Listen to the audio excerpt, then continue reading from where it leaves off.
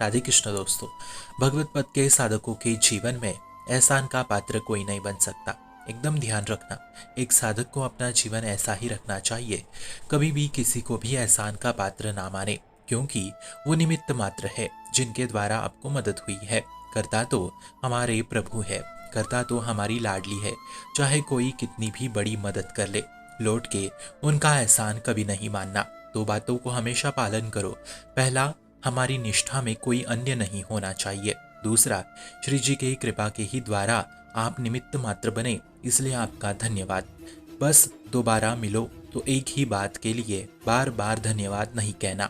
संत कहते हैं, चाहे कोई जीवन भर रबड़ी क्यों ना पिलाए, पर उन्हें पहचानने से इनकार कर दो, क्योंकि आप भगवत मार्ग में है। यहाँ आश्रय से ही काम बनता है। तो यदि हम दूसरों का एहसान मानते बैठे तो हम तो दूसरों का आश्रय लिए है, फिर आप भगवत पथिक हो ही नहीं सकते।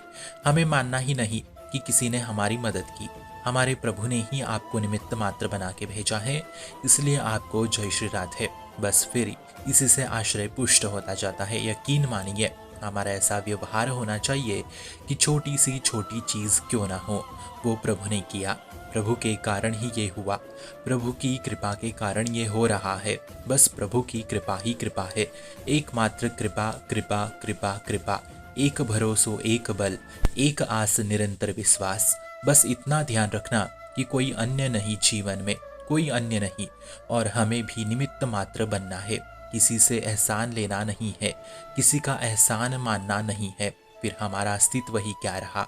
गृहस्थ में रह के विरक्तों जैसा व्यवहार रखना है हमें, बड़ा निर्दयी बनना है हमें, इसमें कोई संशय मात्र नहीं है। माँ बाप, रिश्ते, नातेदार सब होके भी उनसे कोई आसक्ति ना रखना, ये निर्दयता ही तो है। दया बिन साधु कसाई, और दया करी तो आफत आई। इसलिए संभाल के एकदम बीच में चलना है, होश में चलना है। देखिए, हमारा प्रपंच के प्रति दया भाव नहीं है, भगवत भाव से। अनेक साधक इसमें फंस जाते हैं। अरे भाई साहब, आपने बचा लिया, आप नहीं होते तो पता नहीं क्या अनर्थ हो जाता। तो कोई और ने कैसे बचा लिया आपको? आप भगवत आश्रित है ना, किसी में इतना सामर्थ्य कि वो आपको बचा सके, वो पहले स्वयं को बचा ले, फिर आपको बचाएगा ना। इसलिए प्रभु की कृपा से आप निमित्त बने, इसलिए जय हो प्रभु की। अगर आप उनमें फंसे तो प्रभु आपके हाथ से निकल जाएंगे, और अगर प्रभु निकल गए तो वही आप गिर जाएंगे, निष्ठा से और भाव से भी गिर जाएंगे। इसलिए बिल्कुल बेपरवाह रहना चाहिए, निरपेक्ष, किसी से अपेक्षा ही नहीं, ऐसा वो निरपेक्ष।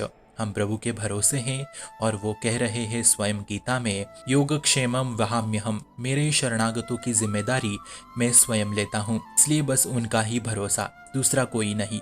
उपासक को कभी भी किसी की अधीनता स्वीकार नहीं करनी चाहिए। किसी का एहसान मानेंगे तो वो कहीं ना कहीं आपके साधन में बाधा बन जाएगा। कितना भी बड़ा हित किया हो उसने, हमें उसको पहचानना तक नहीं है। ये ऐसा गृहस्थ पथ है जहाँ हम व्यवहार करते हुए भी व्यवहार शून्य है। किसी से प्यार करते हुए भी हम किसी को जानते नहीं हैं। हम कहेंगे कि हम आपसे बहुत प्यार करते हैं, पर हम उसे पहचानते नहीं हैं। इसलिए उपासक निरपेक्ष रहे, किसी से कोई अपेक्षा ना रखे, किसी का एहसान ना माने, और ना ही स्वयं को एहसान पात्र बनाए किसी का। इसलिए केवल निरंतर मनन और चिंतन में ही रहे। शुभम भवतु कल्याणमस्तु। भक्ति का प्रसार करने हेतु इस चैनल को अपने मित्र और परिवार संग शेयर जरूर करें, और भक्ति दृढ़ करने हेतु इस चैनल को सब्सक्राइब करना ना भूले। राधे राधे।